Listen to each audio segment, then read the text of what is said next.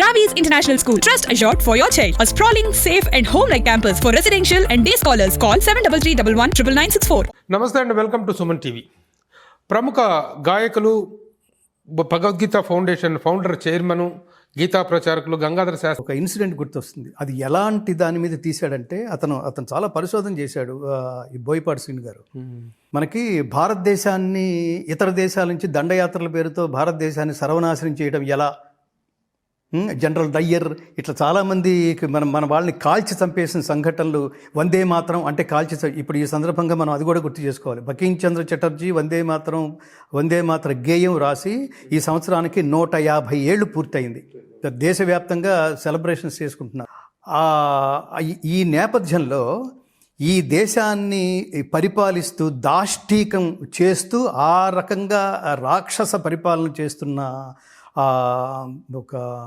వీళ్ళని ఏమంటాం మనం, ఆంగ్లేయులు ఇక్కడున్న వాళ్ళందరూ వాళ్ళ ప్రభుత్వాలకు ఉత్తరాలు రాస్తుండేవాళ్ళు. నువ్వు భారతదేశాన్ని పరిపాలించడానికి వెళ్ళావు కదా, అక్కడ చేస్తున్నావు, ఇక్కడ చేస్తున్నావు, నీ గురించి మాకు ఇన్ఫర్మేషన్ అందుతోంది, నువ్వేంటి భగవద్గీత చదువుతున్నట్టేంటి, ఇక్కడ వేదాలు, శాస్త్రాలు, ఉపనిషత్తులు ఇవన్నీ నువ్వు పరిశోధించి చదువుతున్నావనే కంప్లైంట్స్ మాకు వస్తున్నాయి. నువ్వేంటి అక్కడికి వెళ్ళి సెటిల్ అవ్వడానికి వచ్చావా, ఆ దేశాన్ని నాశనం చేయడానికి వచ్చావా, మన కాళ్ళ కింద తొక్కేయడానికి నేను పంపించానా, ఏమనుకుంటున్నావు నువ్వు అని వాళ్ళు ఉత్తరాలు రాస్తే, ఇక్కడుండే మ్యాక్స్ ముల్లర్ లాంటి వాళ్ళు ఇవన్నీ చరిత్రలు తవ్వుతుంటే మనకు అసలు ఒళ్ళు గగురు పొడుస్తుంది. మనకి దేహం దహించుకుపోతుంది అంటాడు చూడండి అర్జునుడు. అట్లా అతను వాళ్ళకి రాసిన లెటర్లో ప్రధానమైనది ఏంటో తెలుసా ప్రభు గారు, మీరు అనుకుంటున్నట్టుగా నేను హిందూయిజాన్నో భారతదేశానికో దాస్యం చేయడానికి రాలేదు, భారతీయుల్ని మార్చడానికి, భారతీయుల్ని టోటల్గా మన వైపుకి కన్వర్ట్ చేయడానికి ఒక ఆయుధాన్ని నేను కనుక్కున్నాను. అదేంటంటే వాళ్ళని నాశనం చేయాలంటే వాళ్ళ రూట్లోకి వెళ్ళి మనం నాశనం చేసేయాలి, అలాగే చేయగలం. వాళ్ళకి అమితమైన విశ్వాసం ఉన్నది, ఇక్కడున్న సంస్కృతి, సంప్రదాయం, భగవద్గీత, దేవుడు. అక్కడికి వెళ్ళి మీరు మేము ఒకటే అని చెప్పి వాళ్ళ దగ్గరకు వెళ్తే, ఓహో మన ఇద్దరం ఒకటే అనమాట అని వాళ్ళు మన దగ్గరకు వచ్చే అవకాశం ఉంటుంది. అందుకని వాళ్ళ జోన్లోకి వెళ్ళి అలా నరుకు రావడానికి నేను చేసే ప్రయత్నంలో నేను వేదాలను రీసెర్చ్ చేశా. నేను కూడా వేదంలో ఒక మాట మాట్లాడితే, ఉపనిషత్తులో ఒక మాట మాట్లాడితే, భగవద్గీతలో ఒక శ్లోకం మాట్లాడితే, వీడు కూడా మనవడేరా, వీడు చెప్పింది మనం వినొచ్చు అని మన దారిలోకి వస్తారు. అందుకని అంత రూట్లోకి వెళ్ళి నేను భగవద్గీతను అధ్యయనం చేసినా, నేనేం పిచ్చేవాడిని కాదు.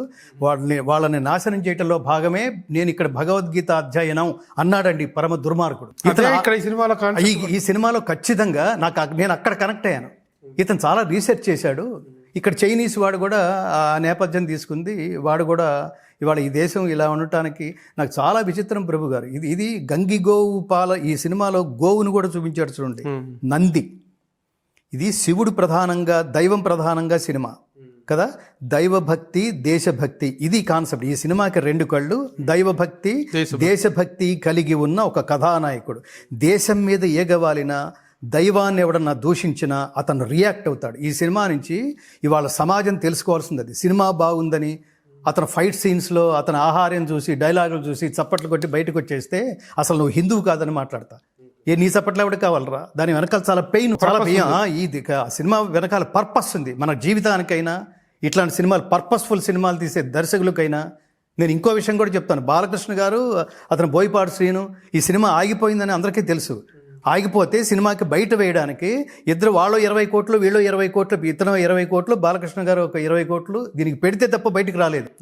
ఎందుకంటే వాళ్ళు రెగ్యులర్ కమర్షియల్ సినిమా అయితే నాకు తెలిసి ఇంత పెయిన్ తీసుకోవాలి వాళ్ళు. ఇది చాలా చాలా చాలా స్ట్రెయిన్ తీసుకున్నాం, పెయిన్ తీసుకున్నాం. తర్వాత ఈ సినిమా చేస్తున్నప్పుడు ఉండే ఇన్స్పిరేషను వాళ్ళు చేస్తున్నప్పుడు కూడా అంత తాదాత్మ్యత పొందారు. ఇది జనాల్లోకి వెళ్ళాలి, ఈ దైవం జనాల్లోకి వెళ్ళాలి, ఈ ధర్మం జనాల్లోకి వెళ్ళాలి. అందుకోసమని నేను ఏమంటానంటే, మీ షష్టి పూర్తి దాటిన తర్వాత, 60 సంవత్సరాలు దాటిన తర్వాత ఏ మనిషి అయినా ఆ హిమాలయాల్లోకి వెళ్ళి అసలు ఆ షూటింగ్లు చేయగలరండి, ఆ కాశ్మీర్లోకి వెళ్ళి ఆ షూటింగ్లు చేయగలరండి, అతను చెప్పులు లేకుండా అది ఆ స్నోలో. హ్యాట్స్ ఆఫ్ టు బాలకృష్ణ గారు. ఎలా అనిపించింది మొత్తం సినిమా ఓవరాల్?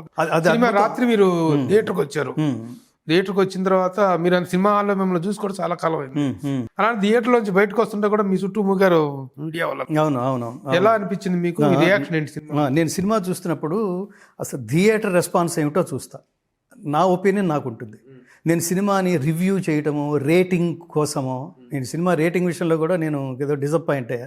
ధర్మం గురించి ఒకడు దీని నుంచి ఏం వస్తుందని ఆశించకుండా దిస్ ఈజ్ మై కంట్రిబ్యూషన్. నేను హ్యాట్స్ ఆఫ్ టు ఈ సందర్భంగా ఆ డైరెక్టర్ బోయపాటి శ్రీను.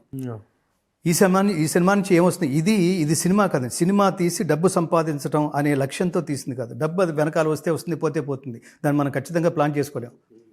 కానీ what is my contribution towards this nation అని అనుకోకపోతే ఇట్లాంటి సినిమా తీలేరండి. ఇలాంటి సినిమా పైగా రెండవది, సినిమా చూస్తున్నంతసేపు నా కళ్ళ ముందు కలిగిందండి. బాలకృష్ణ గారిలో మోడీ కనిపించారు. మోడీని చూస్తున్నంతసేపు, బాలకృష్ణ గారిలో చూస్తున్నంతసేపు నేను మోడీ గారిని గుర్తు చేసుకున్నా. మోడీ గుర్తొస్తున్నంతసేపు నేను సినిమా బయటకు వచ్చిన తర్వాత కూడా మోడీ టువర్డ్స్ బాలకృష్ణ, మోడీ బాలకృష్ణ. అసలు అంటే అతని జీవితాన్ని ఈ రూపం వేసి ప్రొజెక్ట్ చేశాడా? ఎందుకంటే దేశ రక్షణ ఇతని జీవిత జయం కూడా. ఆల్రెడీ మోడీ క్యారెక్టర్ ఒకటి ఉంది అందులో, అవును. ఓకే. కానీ ఆ హైందవ ధర్మ పరిరక్షణ అనేటువంటి ఒక లక్ష్యం వైపు కనుక మనం తీసుకున్నట్లయితే మీరు చెప్పినట్టుగా మోడీ, నేను అదే ఆలోచిస్తాను. ఇప్పుడు నేను వెళ్తున్న మార్గంలో ఈ సినిమాలో 2 పాటలు ఉన్నాయి, అందులో ఒక ఐటమ్ సాంగ్ ఉంది, దీనికోసం వెళ్ళను కదా. సో నేను చూస్తున్నప్పుడు ఆడియన్స్ని కూడా దృష్టిలో పెట్టుకుంది, ఎక్కడెక్కడ వీళ్ళు స్పందిస్తున్నారు. రెండోది, నా పర్సెప్షన్ వేరుగా ఉంటుంది. నా పక్కనే అర్చన నా భార్య కూర్చునింది, నా పక్కనే వేణు నా బ్రదర్ కూర్చున్నాడు, ఇటు పక్కన నా స్నేహితులు ఉన్నారు, డాక్టర్స్ ఉన్నారు, పొలిటీషియన్స్ ఉన్నారు, నా రో అంతా అలా ఉన్నారు. అసలు వీళ్ళందరూ రియాక్షన్ ఏమిటంటే వాళ్ళు అసలు ఏమంటారు, వివశులు అయిపోయి వాళ్ళు చప్పట్లు కొడుతున్నారు. బాలకృష్ణ గారి డైలాగ్స్కి చప్పట్లు కొడుతున్నారు. రెండవది, జనరల్గా నేను అబ్జర్వ్ చేసేది ఏంటంటే, ఈ యాక్షన్ సీన్స్ ఉంటాయి, హీరో కొడుతుంటాడు విలన్ని, కొడుతుంటే మ్యాక్సిమం సాధారణమైన ఆడియన్ రియాక్షన్ ఎలా ఉంటుందంటే, వాడు కొడుతుంటే అలా అంటుంటాం మన ఎమోషన్ అక్కడితో కట్ అయిపోతుంది. ఈ సినిమాలో నెక్స్ట్ లెవెల్కి వెళ్ళి బాలకృష్ణ గారు అట్లా స్ట్రమ్ము విరుచుకుని స్ట్రైట్గా నరుక్కుంటూ వెళ్ళిపోతుంటే, అధర్మాన్ని నరుకుతున్నాడు, సంభవామి యుగే యుగే, అది అక్కడ క్యారెక్టర్. త్రిశూలం ఆ మెడ చుట్టూ తిరుగుతూ వాళ్ళని నరుక్కుంటూ అట్లా వెళ్ళిపోతుంటే రొమ్ము విరుచుకుని అక్కడ లేచి నిలబడి జనాలు అసలు ఎమోషన్కి ఫీల్ అయ్యి వాళ్ళు అరవటం అన్నది, ఒక ఇంజన్లకి ఏదో పాటలకి డ్యాన్సులు చేస్తారు, ఒక డైలాగ్కి అరుస్తారు. ఇట్లాంటి యాక్షన్ సీన్స్కి అరవటం అన్నది నేను రేరెస్ట్గా చూసింది ప్రభు. అట్లా క్యారెక్టర్లో నేనేమంటానంటే, హీరో తను చేసే పాత్రతో తాదాత్మ్యత చెంది నటించకపోతే ఆడియన్స్ అంత తాదాత్మ్యత చెందరు. వీళ్ళంత చెందారు అంటే ఆయన ఇన్వాల్వ్మెంట్ ఏంటి, ఇతని పర్ఫెక్షన్ ఏమిటి. నేను ఈ సందర్భంగా కాంప్లిమెంట్ ఇస్తాను ప్రభు గారు. బాలకృష్ణ గారికి బోయపాటి శ్రీను దొరకటం అన్నది ఆయన అదృష్టం కూడా కాదు, ఆయన యోగం. ఆయన జీవితం మొత్తం మీద బాలకృష్ణ గారి జీవితాన్ని శాశ్వతం చేసి, ఇప్పుడు నాగార్జున గారికి ఎన్ని సినిమాలున్నా ఒక అన్నమయ్య అని ఎలా మాట్లాడుకుంటామో కదా, రాఘవేంద్రరావు గారికి 100 సినిమాలు పైగా చేసిన ఒక అన్నమయ్య అని ఎలా మాట్లాడుకుంటామో. ఇవన్నీ ఖచ్చితంగా ఎందుకు చెప్తున్నానంటే, నేను జర్నలిస్ట్గా ఉన్న కాలంలో సంగీత దర్శకుడు చక్రవర్తి గారి ఇంటర్వ్యూ చేస్తున్నప్పుడు 1000 సినిమాలు పైగా అంటే ఎలా సాధ్యం స్వామి, 100లో చేస్తారు కానీ మీరు 1000 ఏమిటి స్వామి, అసలు చిన్న అచీవ్మెంట్ కాదు అంటే, చక్రవర్తి గారు నాతో పర్సనల్గా ఆయన ఏంటి చాలా ఇన్వాల్వ్ అయ్యి బరస్ట్ అయ్యి ఒక మాట అన్నారు. ఆయన ఎన్ని సినిమాలు చేస్తే ఏమి గంగాధర్ గారు, నాకు ఒక్క శంకరాభరణం లేదు కదా అన్నారండి ఆయన. ఇప్పుడు మాట్లాడుతున్నా అంటే అంతటి వాళ్ళకి అలా అనిపిస్తుంది. ఎన్ని కమర్షియల్ సినిమాలు చేస్తే ఏమిటి, ఒక శాస్త్రీయత, ఒక వాల్యూస్, దాని మాతృక, దాని పునాది ఏమిటంటే సంగీతానికి శాస్త్రీయ సంగీతం పునాది. అట్లాంటి సినిమా నాకు లేదు కదా అని ఫీల్ అయ్యాడు. బాలకృష్ణ గారి జీవితంలో జీవితం మొత్తం ఒక త్రాసులో చూస్తే జీవితం మొత్తం ఒక ఎత్తు, ఈ అఖండ ఒక ఎత్తు. పర్పస్ పరంగా రెండవది ఏంటంటే, ఆయన తప్ప ఈ క్యారెక్టర్కి ఖచ్చితంగా నేను కృష్ణ సిద్ధాంతంలో ఉన్నవాడిని. నాకు నమే ద్వేష్యోస్తి న ప్రియ, ఒకరిని మెచ్చుకుంటున్నానంటే ఇంకొకరిని తోలనాడో తక్కువ చేసో లక్ష్యంతో నేను మెచ్చుకోను. అతను తప్ప there is no replacement for Balakrishna garu and his performance. అలాంటి వాడు ఇతనికి దొరకటం బోయపాటి శ్రీను గారు అదృష్టం, ఇద్దరికి. అతను లేకపోతే ఇప్పుడు మనం ఈ జనరేషన్లో ఉన్న యూత్ హీరోస్ని తీసుకుంటే నాకు ఒక్కోసారి అనిపిస్తుంటుంది, ఒక సబ్జెక్ట్ తీసుకుంటే ఆ సబ్జెక్ట్కి ఈ నలుగురు హీరోల్లో ఏ హీరోతో అయినా ఆ సబ్జెక్ట్ చేసేయచ్చు. నలుగురు ఒకలాగే అందరూ పెర్ఫార్మర్స్, అందరూ జనరల్ క్యారెక్టర్ లాగా దీనికి ఇతనే అని లేదు. కానీ ఈ క్యారెక్టర్కి ఓన్లీ బాలకృష్ణ గారు ఆ డైలాగ్ కానీ, ఆ పెర్ఫార్మెన్స్ కానీ, ఆ రూపం కానీ. రెండోది నేను ఇంకా చూసింది ఏంటంటే, నేను ఈ సందర్భంగా కాంప్లిమెంట్ ఇస్తున్నాను ఈ బోయపాటి శ్రీను గారికి. బోయపాటి శ్రీను గారు ఈజ్ ది బెస్ట్. అసలు ఒక్కొక్క ఆర్టిస్ట్లో వీళ్ళు ప్లస్లు ఏమిటి, మైనస్లు ఏమిటి, వీక్నెస్లు ఏమిటి, స్ట్రెంగ్స్ ఏమిటి, దేన్ని ఎలివేట్ చేయొచ్చు, వాళ్ళ మీద కూలంకషంగా అధ్యయనం చేసి వాళ్ళని మౌల్డ్ చేసి వాళ్ళని కంట్రోల్ చేయగలిగే దమ్ము సామర్థ్యం కూడా ఉండాలి. అందరూ డైరెక్టర్స్గా అది ఉండదు. ఇది చెప్తే ఆయన ఏమైనా అనుకుంటాడేమో, 4 టేకులు తీసుకున్న తర్వాత 5వ టేక్ గురుగారు అది కాదు, అది కొంచెం, ఎందుకంటే అవును అంతటి బాలకృష్ణ గారిని కూడా, ఎందుకంటే కొన్ని సందర్భాల్లో యాక్షన్ లో 2 రకాలు ఉంటాయండి, ఓవర్ ప్లే, అండర్ ప్లే. అది ఉంటాయి. ఆ ఓవర్ ప్లే, అండర్ ప్లే మధ్య ఒక రకమైనటువంటి బ్యాలెన్స్ మెయింటైన్ చేయాలి. అది బాలకృష్ణ లాంటి ఒక ఇమోషనల్ యాక్టర్ దగ్గర సాధ్యం కాదు, అందరూ చెప్పలేరు. అవును, కంట్రోల్ బాలకృష్ణ ఇది కరెక్ట్. ఈ బోయపాటి దగ్గర ఉంది. అది నేను ఎక్కడ చూశానంటే, మీరు అఖండ 1లో బాలకృష్ణ గారు ఎదురుకుండా ఒక ఆపోజిట్లో ఒక తమిళ్ ఆర్టిస్ట్ ఎవరో ఉన్నారు, అతను తమిళ్ ఆర్టిస్ట్. అతనికి ఏదో 4 డైలాగులు చెప్పి బాలకృష్ణ గారు ముందుకు వెళ్ళిపోతున్నప్పుడు అలా వెళ్ళిపోతూ కాలు అలా ఎత్తి అలా నిలబడతాడు. ఆయన కాలు కింద నుంచి చేమ వెళుతుంది. అతను పరీక్షగా చూసి చేమ వస్తే అతను కాలెత్తి దాని మీద అడుగు వేయలేదు, అంటే చీమకు కూడా హాని తలపెట్టని క్యారెక్టరు, కానీ దేశం గురించి అంటే మాత్రం ఎవరినైనా లేపేసేందుకు సిద్ధంగా ఉంటాడని కాంట్రాస్ట్ చూపిస్తూ అలా కాలెత్తినప్పుడు బాలకృష్ణ గారి లుక్ ఉంటుంది, మోస్ట్ పవర్ఫుల్ లుక్. అందులో ఒక ఆధ్యాత్మికం, ఒక పవిత్రత, అసలు అది ఊహించలేము ప్రభు గారు. అలా చూస్తాడు. ఎప్పుడైతే అలా వెళ్ళిపోయిందో ఈ పాదం యాజిటీస్గా అలా పెట్టాడు, పాదం ఇలా తిప్పి అలా పెడతాడు. ఇంత డీటెయిల్డ్ వర్క్ అతను తప్పితే ఎవరు చేయలేరు. నేనేమంటానంటే, వర్క్ అంటే ఎలా ఉండాలంటే, ఇతను దీన్ని తాదాత్మ్యత చెంది చేశాడరా అనిపించాలి ఒకటి, రెండవది ఇతను దీనికోసమే పుట్టాడరా అనిపించాలి ఒకటి, మూడవది ఇతను తప్పితే ఇంకోడెవడో చేయలేడురా. ఈ కాంప్లిమెంట్స్ ఈ సినిమాలో ప్రధానంగా బాలకృష్ణ గారికి, అతనికి, బోయపాటి శ్రీను గారికి, ఈ త్రిమూర్తుల్లాంటి ఆ 3వ నేత్రం ఈ తమన్కి సంగీతం చిన్న విషయం కాదు. ఆ సినిమాకి అతను ఎంత కష్టపడితే, ఎంత ఇష్టపడితే, ఎంత తపస్సు చేస్తే, ఎన్ని వద్దనుకుని ఇది తీసేసి ఇది బాగుండదు, ఇది అతనే చూసుకుని ఇది బాగుండలేదు అనుకుంటే తప్ప అత్యద్భుతమైన అవుట్పుట్ రాదు. అందులో ఇచ్చిన శ్లోకాలు కానీ, స్తోత్రాలు కానీ, మీకు చివరిలో బాలకృష్ణ గారి గొంతులోంచి ఒక భగవద్గీతలో ఇంకో శ్లోకం వినిపిస్తుంది. శ్రేయాన్ స్వధర్మో విగుణః పరధర్మాత్ స్వనుష్ఠితాత్ స్వధర్మే నిధనం శ్రేయః పరధర్మో భయావహః. అలా చూస్తూ అంటాడు, స్వధర్మే నిధనం శ్రేయ పరధర్మో భయావహ వస్తుంటుంది. అదేంటంటే, అతను జాతిని ఉద్దేశించి ఇచ్చిన గొప్ప సందేశం అది. స్వధర్మే నిధనం శ్రేయ పరధర్మో భయావహ అని. అంటే ఆకర్షణీయముగా అనుష్ఠింపబడిన పరధర్మము కన్నా గుణము లేనిదైనను స్వధర్మమే మేలు. అట్టి స్వధర్మాచరణమున మరణము సంభవించినను మేలే. Fight for the country, fight for the ధర్మ. అసలు ఇది మీకు లేదేంటి? నువ్వు హిందూ అని చెప్పుకోవడానికి నీకు అర్హత ఉందా? ఈ క్లాస్ తీసుకుంటాడు అతనికి జనాలందరినీ.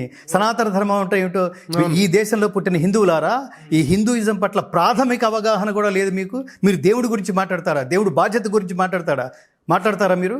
వాడిని వచ్చి వాడు ప్రత్యక్షం అయిపోయి మీ ముందు మీరు అడగగానే ప్రత్యక్షం అయిపోయి, అంటే he has to prove himself that he is there, I'm there అని. నీ ఉనికిని నువ్వు చాటుకోవాల్సిన బాధ్యత నీదా? లేకపోతే నీకు నా ఉనికి ఇది స్వామి, దయచేసి నన్ను ఆశీర్వదిస్తావని నువ్వు ప్రూవ్ చేసుకోవాలా? ఇట్లాంటి లాజికల్ క్వశ్చన్స్ చాలా అసలు అద్భుతమైన సినిమాలో కూడా. ఇప్పుడు యాక్చువల్గా పాన్ ఇండియా లెవెల్కి ఫస్ట్ టైం బాలకృష్ణ వెళ్ళటం. ఒక సీన్లో మీరు గుర్తుండే ఉంటే, ఆ second Balakrishna, first Balamuralikrishna character, ఆ గంజా ఇదంతా చేస్తున్న స్మగ్లింగ్ ఆ మాఫియాని ఎదుర్కొనేటువంటి దీంట్లో 4 ప్రాంతాలకు సంబంధించిన విలన్స్ని పెట్టాడు. కన్నడ, తమిళ, ఆ డైలాగ్స్ మలయాళం, మహారాష్ట్ర వీళ్ళు పెట్టి ఆయా రాష్ట్రాలకు సంబంధించినటువంటి విలన్స్ ని ఆ రాష్ట్రం తాలూకు గొప్పతనం చెప్తూ కన్నడ గురించి, కన్నడ అంటే ఏమనుకున్నావు నువ్వు, అది చాలా గొప్ప అది చాలా గొప్ప ఐడియా. అతను చాలా తెలివైన వాడు, చాలా ఆలోచించాడు. బోయపాటి శ్రీను గారు చాలా ఆలోచించాడు అనడానికి ఆయా భాషల్లో బాలకృష్ణ గారి చేత మాట్లాడి ఇప్పుడు ఇది అక్కడ రిలీజ్ అయితే వాళ్ళు కూడా అసలు మామూలుగా కెవ్వు కేకలాగా వాళ్ళు చాలా అద్భుతంగా రియాక్ట్ అవుతారు. సో నేను ఏమంటానంటే మీరు చెప్తున్న దాన్ని అంతా పెట్టి వింటే బాలకృష్ణ గారికి ఈ సంవత్సరం బెస్ట్ యాక్టర్ గా నేషనల్ అవార్డు వచ్చే అవకాశం ఉంది. అది ఖచ్చితంగా. నేను బాలకృష్ణ గారు ఒక్కడికే కాదండి, అసలు ఈ సినిమా ఎవరి అంతరాంతరాల్లోంచి ఎవరి తపస్సు నుంచి ఉద్భవించిందో, నేను ఈ సినిమాకి నేను సిన్సియర్గా దీనికి చాలా త్యాగం అవసరం, ఇట్లాంటి సినిమాలకు త్యాగం అవసరం.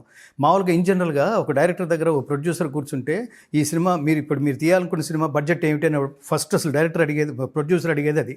నేను ఇన్ని 100 కోట్లు పెట్టి తీయాలనుకుంటున్నాను. సరే, ఇన్ని 100 కోట్లు వెనక్కి ఎలా వస్తాయో ఇప్పుడు మీరు చెప్పే సబ్జెక్ట్ ద్వారా నేను వింటాను, నాకు అర్థమవుతుంది, సబ్జెక్ట్ చెప్పండి 4 ముక్కల్లో అంటే. ధర్మం గురించి పాటుపడే, దేశం గురించి పాటుపడే ఒక హీరో సబ్జెక్టు అనగానే ఎంతమంది ముందుకు వస్తారో నాకైతే తెలియదు ప్రభు గారు. సో ప్రొడ్యూసర్కి రావాలి. దీనికి ఎవరి తపస్సు వల్ల అయితే ఇది వాళ్ళ లోకానికి మనం చూసి ప్రతి గూస్ బంప్స్, ప్రతి సీన్లోనూ, ప్రతి డైలాగ్లోనూ మనం ఆనందించగలుగుతున్నాము. ఆ డైలాగ్స్ కూడా తానే రాసి ఈ సినిమాని అంత గొప్పగా తీసిన soul pillar of the film is always director. నేను అదే చెప్తాను. మన గురువు గారు దాసనారాయణరావు కూడా కెప్టెన్ ఆఫ్ ది సినిమా అసలు టోటల్గా అన్ని 24 క్రాఫ్ట్లకి సోల్ ఎవరంటే డైరెక్టర్ అంతే. దీని బాలకృష్ణ గారు కూడా నేను ఈ సంస్కారం ఆయనలో కూడా చూశాను. ఆయన ఎప్పుడు ప్రెస్ మీట్లో కూర్చుని ఇదంతా నా ప్రతిభ, ఈ డైలాగ్ అద్భుతంగా ఇతని గురించి చెప్పుకోవడానికే టైం సరిపోలేదన్నంతగా అతను ఎప్పుడు మాట్లాడు. నేను ఇన్ఫ్యాక్ట్ ఏంటంటే ఈ సినిమా రిలీజ్కి కొద్ది రోజులు ఒక 2 నెలల ముందు నేను బాలకృష్ణ గారు విజయవాడ వెళ్తూ ఫ్లైట్లో కలిసాం. ఆయన నిగర్వి, ఆయనంతటా ఆయనే వచ్చాడు. ఎందుకులే, ఆయన విజయవాడ ఏదో పర్పస్తో వెళ్తున్నాడు. ఆయన ఆ పర్పస్ కూడా ఒక రాజకీయ నాయకుడిగా వెళ్తున్నాడు ఆ మీటింగ్స్కి. ఏదో మైండ్లో ఏదో మేధోమదనం జరుగుతుంటుంది, మనం ఎందుకు డిస్టర్బెన్స్ అన్నట్టుగా నేను దూరంగా ఉన్నాను. ఎందుకు ఆయన సడన్గా చూసి ఆయన దగ్గరకు వచ్చి గురుగారు అంటాడు. ఆ నిగర్విత్వం గురువు గారు అనడం ఏమిటి? నేను ఆయన ముందు ఆ రోజుల్లో ఏమిటో తెలుసు. ఈ రోజుల్లో ఆయన నా వీడియోస్ చూస్తూ ప్రతి వీడియో చూస్తానండి అన్నాడు ఆయన. ఇది అంటే ఇప్పుడు ఆయన నా మీద ఏర్పరచుకున్న భావన, ఆ సింప్లిసిటీ, అది చూసి సరే మేము ఎయిర్పోర్ట్ నుంచి బస్సులో ఎయిర్ క్రాఫ్ట్ వరకు వెళ్తున్నాం. ఆ బస్సులో అఖండ స్టోరీ చెప్తున్నాడు. ప్రెస్ మీట్లో కాదు, నాకు నేను ఇంజనరల్గా నేను ప్రెస్ మీట్లో ఇలా మాట్లాడను, ఇది గొప్పగా ఇది దున్నేస్తుంది, ఇది ఏదో పిండేస్తుంది అని నేను అట్లా చెప్పే అలవాట్లేదు. కానీ సనాతన ధర్మం గురించి, వాళ్ళ సనాతన ధర్మం గురించి ఎవరు పడితే వాళ్ళు మాట్లాడుతున్నారు. హిందూ ధర్మాన్ని వాళ్ళ ప్రీచెస్ ద్వారా వేరు చేయడానికి మాట్లాడుతున్నారు. వ్యవస్థల్ని కాపాడుకునే ప్రయత్నం చేస్తున్నారు తప్ప ధర్మాన్ని కాపాడుకునే ప్రయత్నం చేయట్లేదు. చాలా గొప్ప మాట ప్రభు గారి మాట. ఈ సినిమాలో నా క్యారెక్టర్ ద్వారా ఇంత చెప్పించాడు దర్శకుడు అంటున్నాడు అతను. ఆ క్యారెక్టర్ అంత చెప్తుంది, ధర్మం గురించి, దేశం గురించి మాట్లాడుతుంది అన్నప్పుడు నేను చాలా ఇన్స్పైర్ అయ్యి మా ఆవిడ రెగ్యులర్గా అడుగుతుంది, అఖండ 2 ఎప్పుడు రిలీజ్ అవుతుంది అని అర్చన అడుగుతుంటుంది. అంటే అది నేను చెప్పలేను అర్చన, నా పక్కనే ఉన్న ఆయన చెప్తారు అని వీడియో కాల్ చేసి అర్చనకి చూపించాను. బాలకృష్ణ గారు, అమ్మా నమస్కారం, ఏం కంగారు పడద్దు, వచ్చేస్తుంది, చిన్న నగిషీలు చెప్తున్నాం, 1 monthలో అది రిలీజ్ అయిపోతుంది అని అర్చన్ని. అది సచ్ ఏ సింపుల్ మ్యాన్. ఆ రాత్రి మీరు థియేటర్ నుంచి బయటకు వస్తూ మీడియాతో కూడా మీరు మాట్లాడారు. సినిమాకి ఆల్మోస్ట్ రివ్యూ కాదు కానీ మీ అభిప్రాయం చెప్పారు. మీ అభిప్రాయం ఎలా ఉన్నా మన సినిమాకి మన వచ్చిన రివ్యూలు కూడా మీరు చూస్తుంటారు. కానీ ఆ రివ్యూలు ఎందుకో మరి చాలా కొసరి ఇద్దామా వద్దా, ఇంత డిజర్వా కాదా, బాలకృష్ణ సినిమాకి ఒక హై రేటింగ్ ఇవ్వటం అనేటువంటిది ఏదో నామూషిలాగా ఫీల్ అయ్యినటువంటి ఇది కనిపించింది. మీరేమంటారు దీన్ని?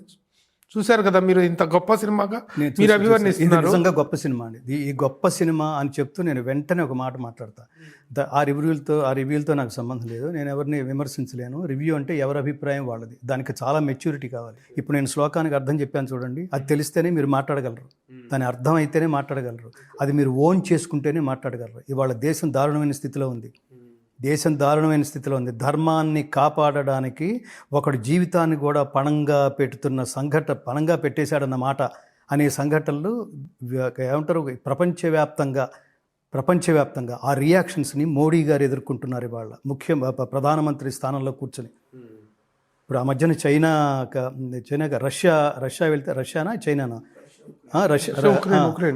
ఆ టైంలో ఈ ఇంటెలిజెన్స్ వర్గాల నుంచి మోడీ గారికి చాలా ప్రమాదం ఉంది అంటే ఆయన హోటల్ నుంచి ఆయన్ని రక్షించే ప్రయత్నంలో పుతిన్ సక్సెస్ అయ్యాడు.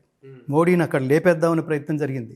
అంటే ధర్మాన్ని కాపాడడానికి ఒకడు స్ట్రాంగ్గా నిలబడితే వాడిని అక్కడ లేపేస్తే ఈ కంట్రీని స్వాధీనం చేసుకోవచ్చు అనే దురదృష్టకరమైన స్థితిలో ధర్మం కోసం, దేహం కోసం కాదు, ధర్మం కోసం, దేశం కోసం పనిచేస్తున్న ఒకే ఒక్కడు అనిపిస్తుంది ప్రభు గారు. ఈ దేశంలో ఉన్న హిందువులందరూ నిద్రపోతున్నారు.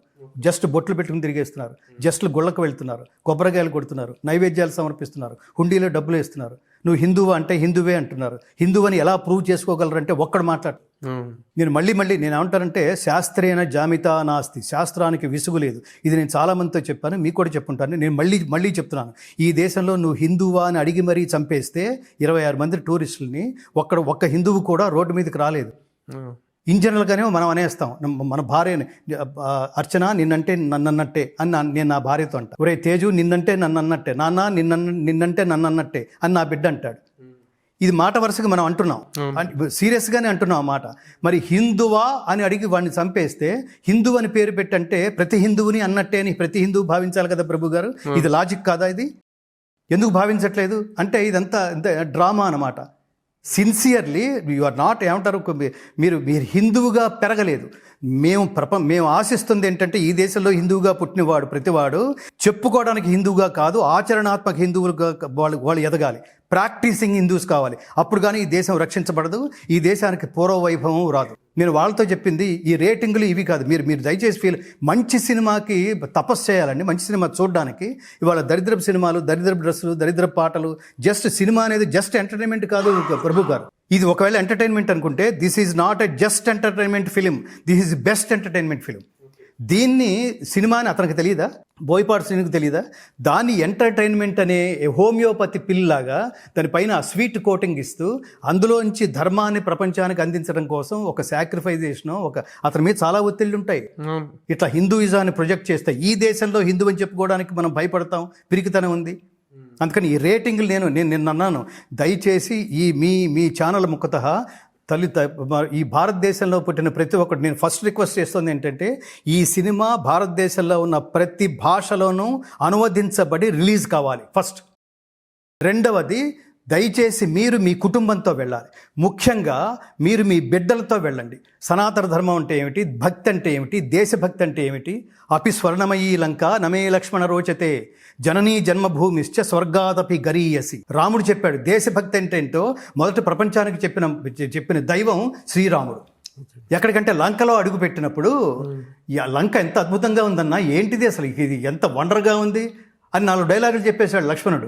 వెంటనే రాముడు అన్నాడు, నీకు అలా ఉందేమో, నాకు అలా లేదు. నాకేమనిపిస్తుంది తెలుసా, జననీ జన్మభూమి, మాతృభూమి మాతృమూర్తి, 2 స్వర్గం కంటే గొప్పవి అర్జున, నాకు నా అయోధ్యే బాగుంది అన్నాడు శ్రీరాముడు. అది దేశభక్తి అంటే. ముందు నీ దేశాన్ని ప్రేమించు, తర్వాత మిగతావన్నీ. ముందు నీ తల్లిని ప్రేమించు. పక్కింటి తల్లి అవ్వదు, పక్కింట్లో ఉన్నవాడు ఆంటీ అవుతుంది, లేదా తల్లి లాంటిది అవుతుంది, కానీ తల్లి ఎలా అవుతుంది? ఏమి చిన్న ఇది కూడా తెలియదురా మీకు? రివ్యూస్ ఇచ్చేసి, రేటింగ్లు ఇచ్చేసి నేనేదో తీర్పు ఇవ్వగలిగే స్థానంలో ఉన్నాను అనుకుంటే మనం ఎన్ని చూసి వచ్చాం ప్రభు. ఇది ఏమంటారంటే హర్ట్ చేయకపోవడం ఇది కాదు. నీ ఒపీనియన్ని ప్రపంచానికి ఇచ్చే ముందు ఒక్కసారి విశ్లేషించు. వాడెంత పెయిన్, ఎన్ని వందల కోట్లు దాని వెనకాల. ఇది జనాల్ని అసలు ఫస్ట్ చూడాల్సింది. సినిమా అనే గొప్ప వేదిక, జనాల్ని ప్రభావితం చేయగలిగే మోస్ట్ పవర్ఫుల్ వేదిక మించి ఒక భావ వ్యక్తీకరణ దృశ్య రూపంలో జనాల్లోకి వెళ్తున్నప్పుడు దాని ప్రభావం ఎలా ఉంటుందో అసలు ముందు అది గుర్తించండి. వాడి పెయిన్ గుర్తించండి. నచ్చితే నచ్చింది, లేకపోతే లేదు. ఈ రేటింగ్లు చూసి ఎవరు వెళ్తారు? నేను మన రోజుల్లో